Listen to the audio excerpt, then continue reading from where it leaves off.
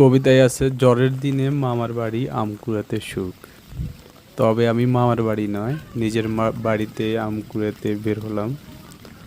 জ্বর শেষে আমাদের উঠোনে আম গাছের নিচে আসলাম, দেখা যাক কি পরিমাণ আম পড়ছে জ্বরের মধ্যে। আসার ফিলিংসটা অনেক ভালো লাগতেছে। বৃষ্টি এখনো শেষ হয়নি, গুটি গুটি পড়তেছে। অনেকগুলো আম দেখতেছি, অনেক আমই আছে এখানে দেখতেছি।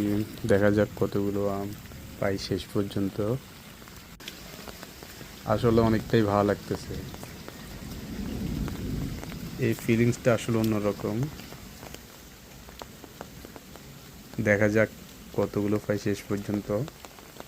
তো আমার ভিডিওর সাথে থাকুন, কতগুলো আম খুঁজে পাই আপনারা অবশ্যই ভিডিওতে দেখবেন। দেখুন সবাই।